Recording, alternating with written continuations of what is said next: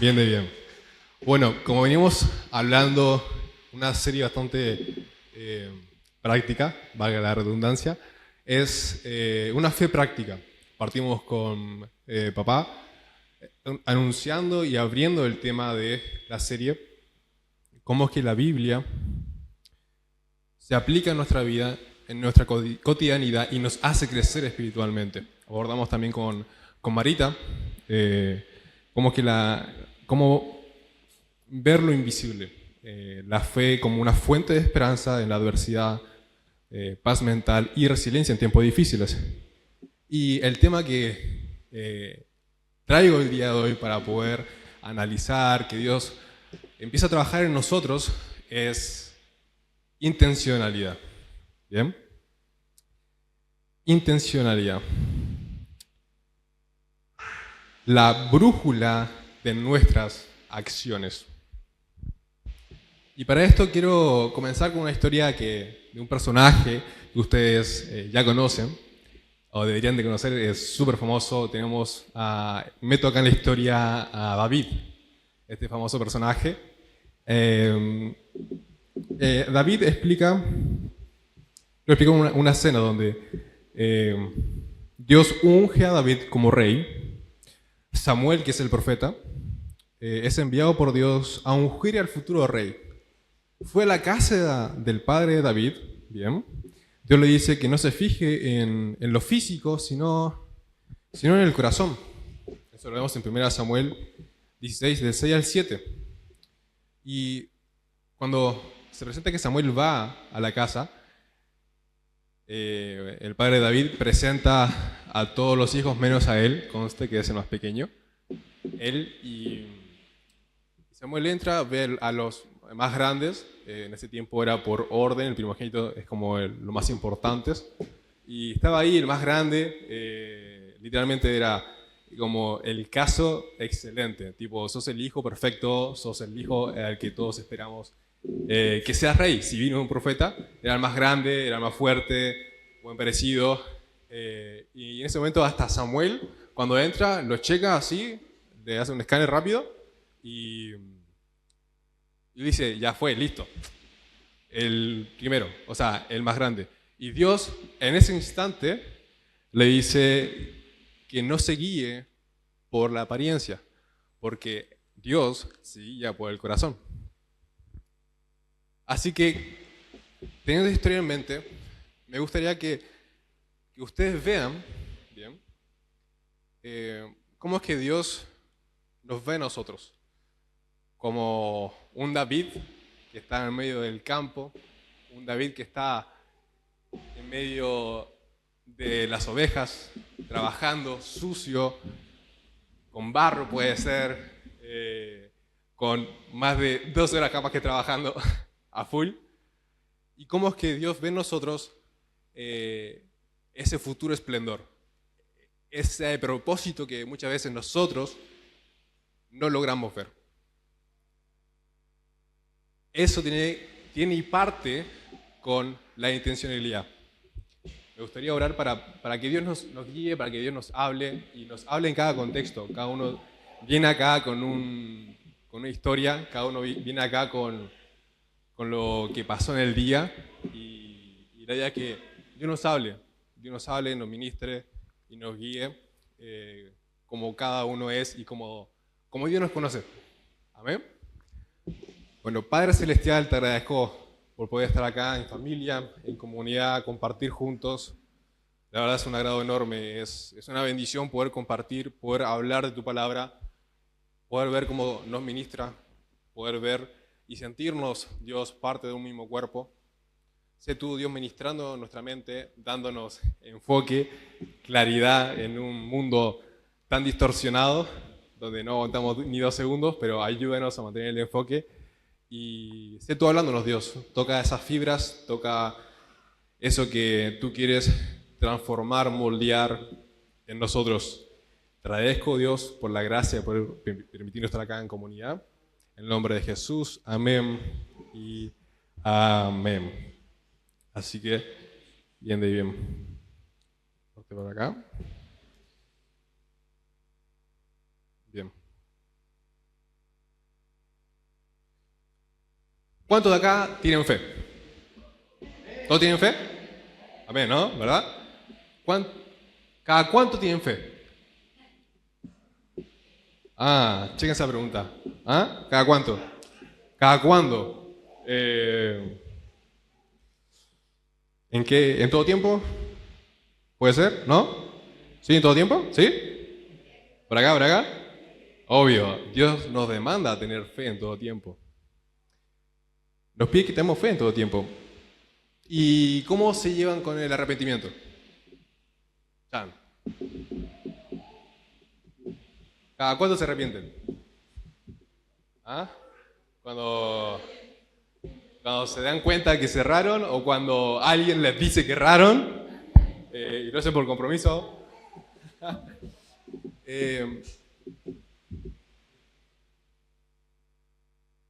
¿Qué tan presente está en tu vida el arrepentimiento? ¿Qué tan cotidiano lo tienes en tu día a día? Y esto me lleva al primer punto, arrepentimiento. Que es, en cierto sentido, es el origen de nuestras acciones, de nuestras intenciones. En verdad que es lo que mueve la aguja de nuestras acciones. Así fue como lo quise describir. ¿Qué es la intención? Entonces, ¿y por qué parto con arrepentimiento? Porque es lo que nos alinea y nos mantiene en nuestro lugar. No hay otra acción más humilde que nosotros arrepentirnos. No hay acción que nos ponga en nuestra casilla que el decir, me equivoqué y pido perdón y asumo mi responsabilidad de lo que hice.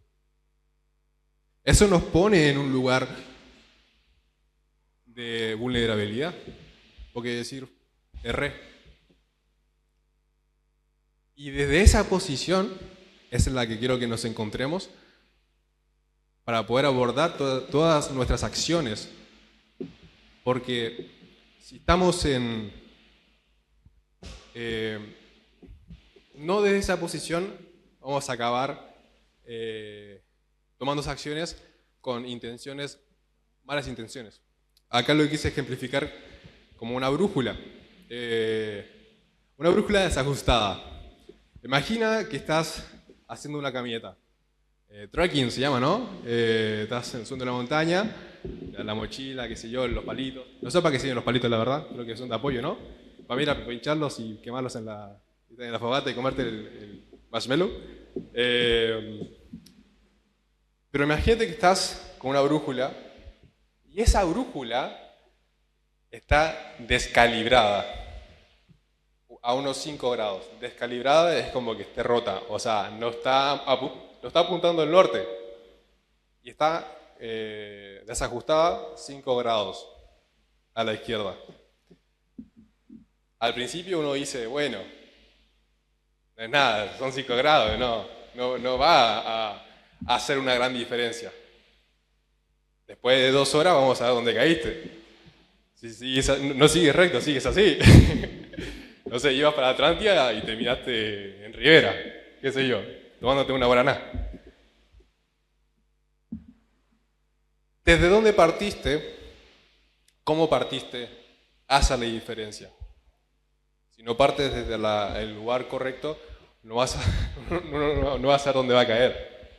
Entonces, el arrepentimiento nos pone en el lugar en el cual debemos estar. Y así funciona el corazón. Sin arrepentimiento diario, un pequeño desvío y es un gran extravío mañana. Tenerlo como hábito, ser humilde de corazón, entender mi posición y la necesidad que tengo de Dios. Es de quién dependo. ¿De quién dependen ustedes?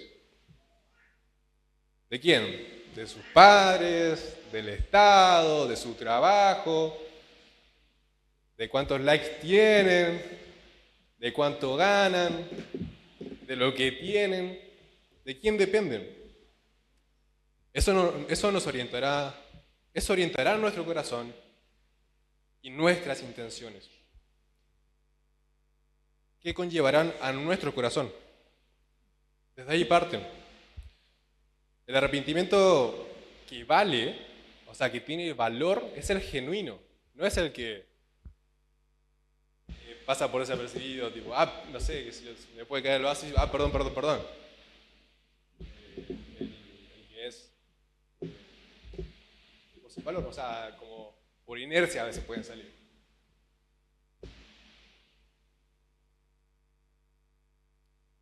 ¿Y por qué humilde? Lo vemos en Santiago del 4, en el versículo 6. Dice, pero Él da más gracia, por eso dice la Escritura. Dios se opone a los orgullosos, pero da gracias a los humildes. Y acá, checamos algo. ¿Qué quiere decir que se resiste a los orgullosos, al soberbio, y que da gracia a los humildes? Dios de un momento se opone y frena y confronta la soberbia. A Dios no le agrada la soberbia. La soberbia es la persona que se cree autosuficiente, no acepta corrección, piensa que no necesita a Dios, que no necesita de la comunidad, y dice, no, lo veo por internet solamente y no comparto acá el asiento, no comparto el mate, porque puedo solo y Dios.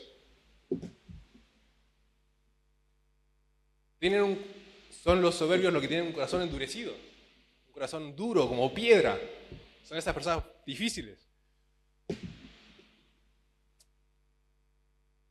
Pero para esa persona, es curioso, pero a la persona que es soberbia, Dios no puede obrar en su vida. Dios no puede moldear a alguien que es soberbio. Dios no puede moldear a alguien, porque si Dios le dice, te estás cerrando en esto, para mejor, porque todo lo que venga de Dios va a ser para mejor, confiamos en eso, ¿verdad? Por más que nos duela, por más que no nos guste, por más que uno piense que Dios está equivocado, pero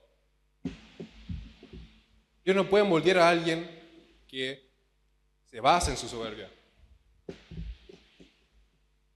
Porque la soberbia es su propio obstáculo, como espiritual. El orgullo se vuelve su propio obstáculo espiritual. Dios resiste a los soberbios, eso quedó claro. Y Dios da gracia a los humildes, porque Dios nos orienta y nos dice, seamos humildes. La gracia no es solo perdón, tiene que ver, pero Santiago acá incluye más cosas. Acá incluye un favor inmerecido, un favor que solamente Dios puede darnos. Esto es una ayuda divina, es una fortaleza, es la gracia que Dios nos da al ser humildes y al depender de Dios. Es una gracia que nos hace vencer el pecado. La gracia es la presencia y la cercanía que tenemos con Dios. ¿Cuánto quieren estar cerca de Dios? ¿Cuánto quieren palpar lo que Dios palpa? ¿Amén? Todos queremos eso. Y no menor es la dirección y sabiduría. Es la gracia que Dios pone ante nosotros.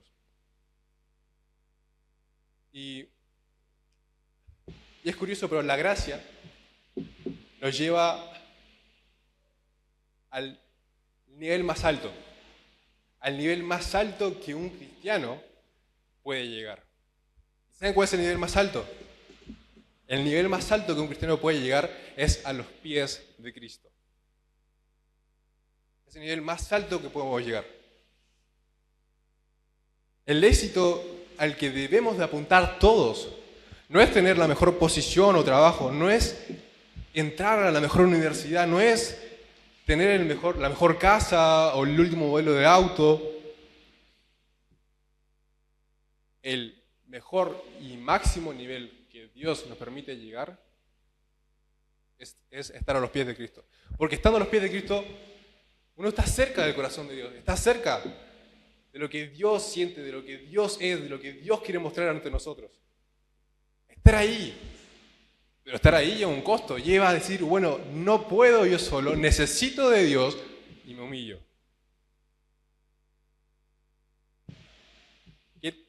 tan habitual tienen ustedes el arrepentimiento? Les repito de vuelta la pregunta. ¿Lo tienen como hábito?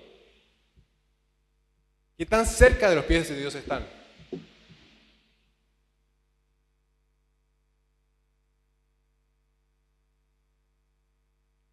Y el estar a los pies de Cristo nos lleva a estar alineados a Cristo. Y esto me lleva al siguiente punto, que es, y estar alineado con el corazón de Dios. Acá me llevo a 1 Samuel 16, del 6 al 7, que dice, que es lo que le comentaba antes, cuando Samuel va a la casa y se ve a todos los hermanos y Dios le confronta y dice, cuando llegaron, Samuel se fijó en Eliab, que es el hermano mayor, y pensó sin duda que este es el ungido del Señor. Mirá, este es el ungido del Señor. O sea, cerremos todo, ya se acabó, es obvio, tan claro como el agua. Pero ahí donde interviene Dios, dice, pero el Señor le dijo a Samuel, no te dejes impresionar por su apariencia ni por su estatura, pues yo lo he rechazado.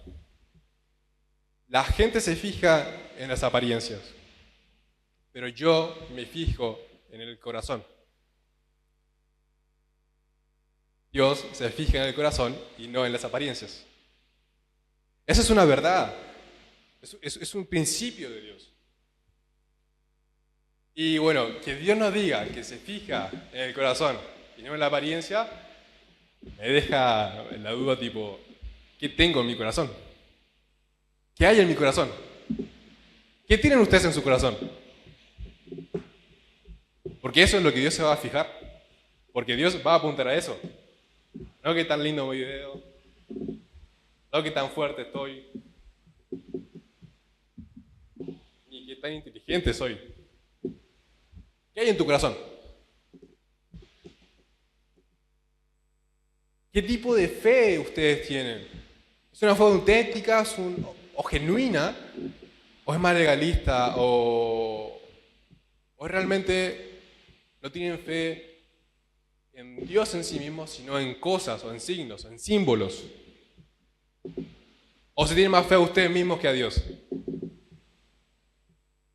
Ante un desafío que se enfrentan, ¿a quién se dirige vuestra fe? ¿En Dios o no? Yo puedo porque tengo tal cosa, tengo la capacidad y da lo mismo, yo voy.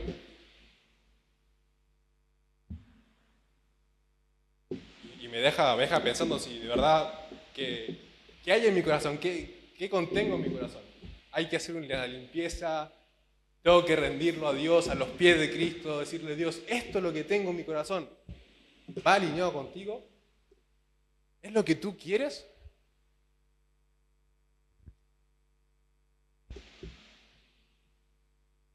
Y la pregunta es, ¿qué es estar alineado con Dios entonces?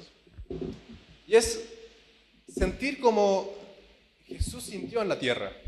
Jesús es nuestro ejemplo más claro de alguien que estuvo alineado con las buenas intenciones, con las mejores intenciones de Dios. Entonces, ¿qué es estar alineado a Dios? Es sentir como Jesús sintió, pensar como Jesús pensó, compadecerse como Jesús se compadeció,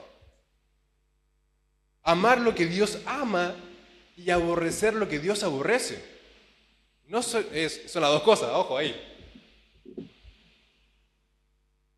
Y es actuar como Jesús actuó. Es nuestro ejemplo, es nuestra guía, es nuestra brújula. Y es desafiante. Es desafiante porque nos lleva a sobrepasar la mediocridad, a ver lo imposible, a hacerse posible para la gloria de Dios, usando tu vida como una ventana del poder de Dios. Cuando uno se pone, ok, voy a alinear mi corazón con el de Dios, voy a pensar como Dios quiere que pensemos, voy a actuar como Dios quiere que actuemos, vamos a ver la gloria de Dios. Y ver la gloria de Dios conlleva justamente sobrepasar nuestras expectativas, nuestra forma de pensar que tuvimos, nuestra cultura. Es decir, esto que siempre fue así, Para Dios no es así. Para Dios es mucho más que allá de lo que uno puede encajar en nuestra mente. Porque si Dios dice que Él sana y hace milagros, para nuestra mente y contexto eso es una locura. Va contra la medicina.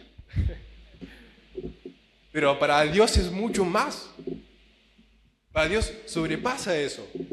No significa que la medicina sea un error, no. Es algo que Dios usa. Pero también usa milagros.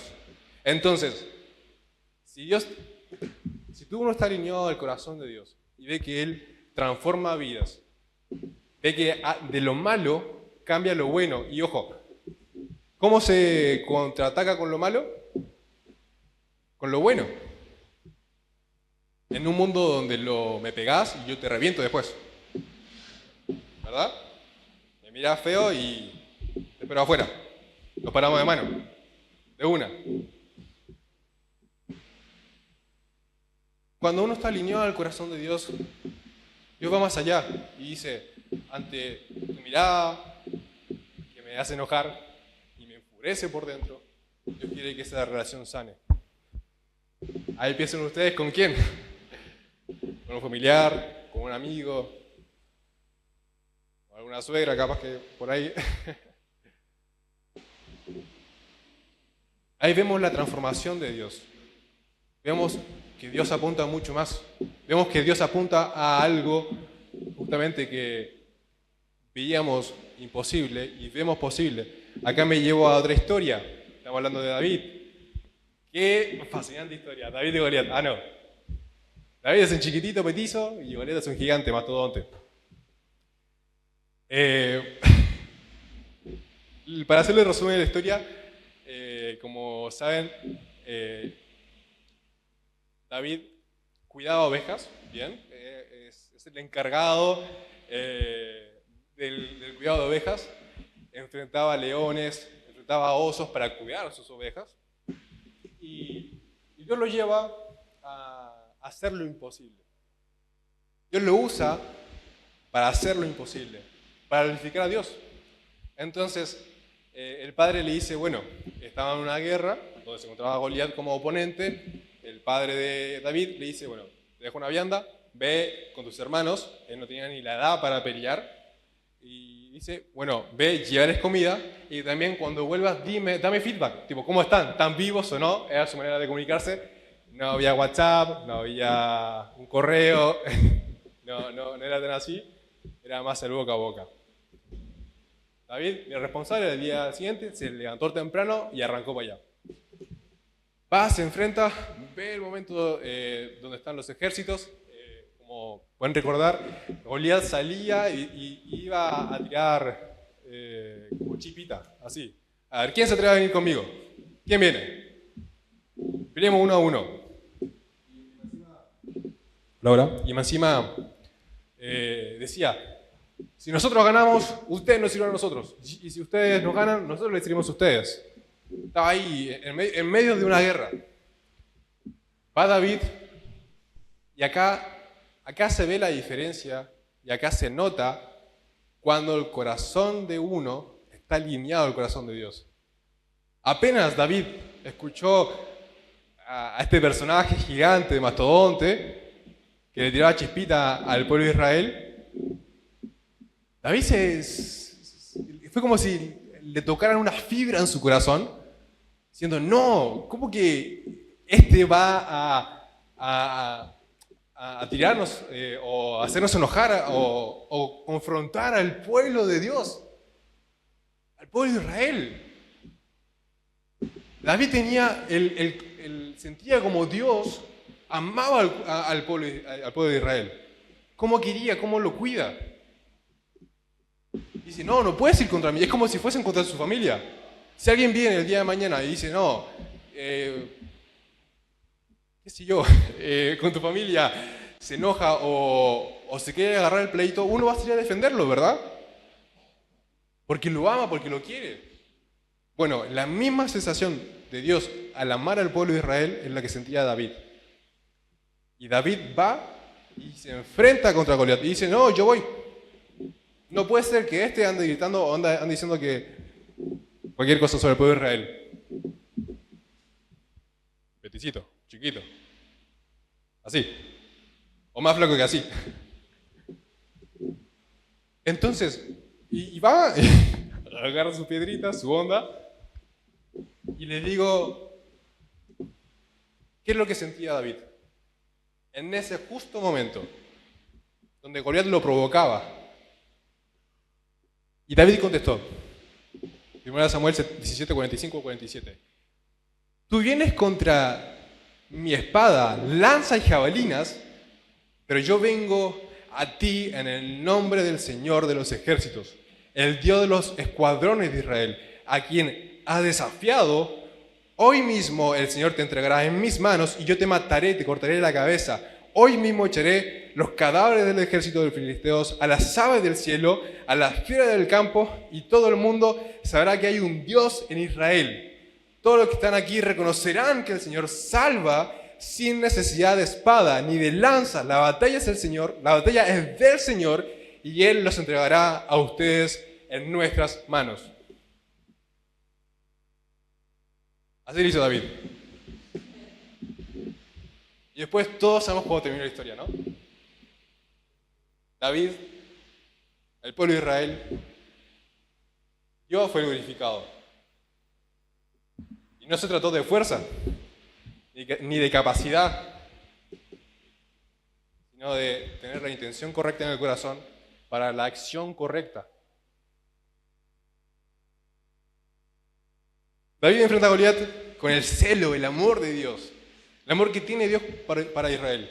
El gigante cae y Dios es glorificado a través de la vida y las acciones de alguien que quiso estar alineado con él. Y bueno, esto me lleva al tercer punto, ya al final, el corazón correcto genera un impacto. A donde vas, algo de Dios pasa. Algo de Dios queda. Algo de Dios transforma. Bendices a tu alrededor. Impactas tu entorno. 1 Samuel 16, 21, 23. Cuando David llegó, bien, el rey Saúl, bien, estaba en esa parte de la historia donde estaba siendo atormentado por un espíritu maligno. Bien, entonces, y llamó a David para que lo ayudara. Cuando David llegó, se puso al servicio de Saúl, quien lo llegó a apreciar mucho y lo hizo su escudero, una persona relevante. Luego Saúl mandó este mensaje a Isaí: permíteme que David se quede a mi servicio, pues me ha causado una buena impresión. Se queda en el reino. Cada vez que el espíritu de la parte de Dios atormentaba a Saúl, David tomaba su arpa y tocaba.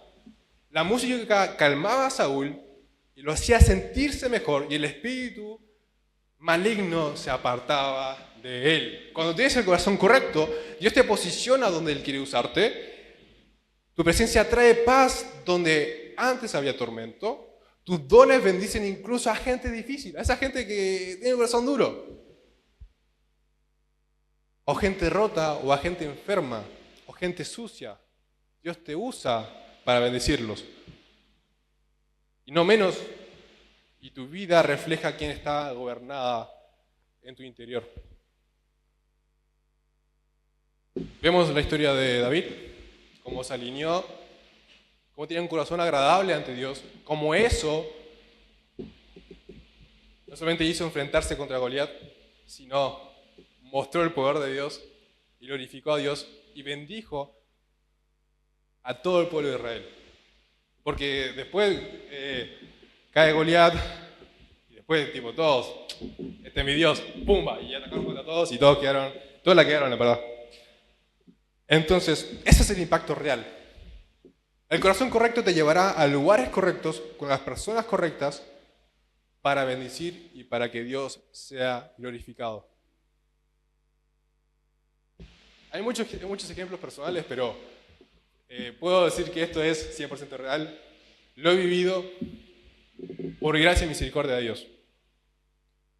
El hecho de decirle a Dios: acá estoy, No soy el ser perfecto, no soy el joven perfecto, pero quiero saber lo que tú quieres. Quiero saber qué es lo que a ti te importa. Quiero saber qué es lo que a ti te gusta. Quiero saber qué es lo que a ti no te gusta. ¿Por qué no te gusta? Entender esa relación. Pero eso me llevó a estar a sus pies. Es decir, no puedo en esta vida. No puedo. Con todas mis fuerzas que tengo. Pero Dios, heme aquí. Haya gracia ante mí. Y algo no menor, ya para así darle la cereza del postre, si quieren se pueden levantar nomás, ya vamos terminando, es que el hacer la voluntad de Dios es placentero. Hacer la voluntad de Dios te llena, pero de una manera, no sé, inconcebible, es una manera hermosa. Nos hace hacer la voluntad de Dios. Juan 4:34. Jesús le responde esto a los discípulos, le dice, les tira esta, literalmente. Mi alimento es hacer la voluntad del que me envió y terminar su obra. ¿Cuántos tienen hambre de querer saciar esa necesidad interna? ¿Cuántos se han preguntado qué propósito tengo en esta vida? ¿Cuántos sienten ese vacío en su corazón de ¿por qué estoy acá? ¿Cuántos se han sentido así en su vida? Muchos acá podemos darle gloria a Dios porque Él nos llenó de eso. Pero hay mucha gente a nuestro alrededor que sigue sintiendo ese vacío, siguen teniendo esas dudas que no lo dejan vivir conforme a la voluntad de Dios, conforme a esa riqueza, a esa vida en plenitud que Dios nos promete.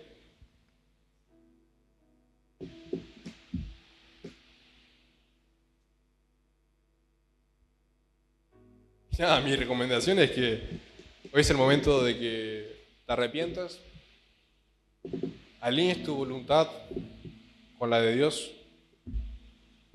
y veas la gloria de Dios. No hay más. ¿Quieres ver la gloria de Dios? Alíñate a su corazón. Alíñate a lo que Él quiere, desea para tu vida, para tu contexto, para lo que tú estás viviendo, para los gigantes que tú estás enfrentando. Y en serio, vas a ver la gloria de Dios. No hay otra. ¿Les parece si nos arrepentimos cada uno? ¿Vemos como hábito el que Dios nos ponga en nuestro lugar? ¿En que Dios nos ponga donde debemos estar?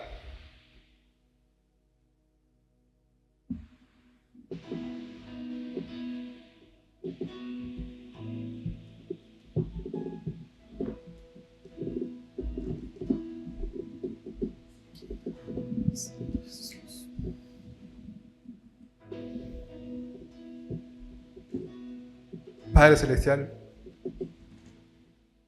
el día de hoy venimos sin excusas. Venimos como somos, tal cual somos. Te pedimos perdón. Necesitamos, Dios, un corazón limpio. Necesitamos un corazón que sea limpiado por ti, por tu palabra, por tu Espíritu Santo. Hemos cerrado por montón. Hemos equivocado, metido la pata hasta no dar más. Pero Dios, tú nos das gracia. Y das gracia a los humildes. Y si tengo un corazón soberbio, y si tengo un corazón orgulloso, quiébralo. Rómpeme, Dios, internamente. Moldéame. Quiero ser moldeado por tu Espíritu. Quiero ser transformado por tu poder. Quiero ver la gloria de Dios en mi vida, en la vida de mis hermanos, en los que amo, a quienes les predico. Oriéntanos, Dios. Guía nuestra vida, guía nuestras intenciones, guía nuestras acciones, para que estén conforme a tu voluntad. Como a David enfrentó a Goliat, como tú que estás con un gigante al frente tuyo en este momento.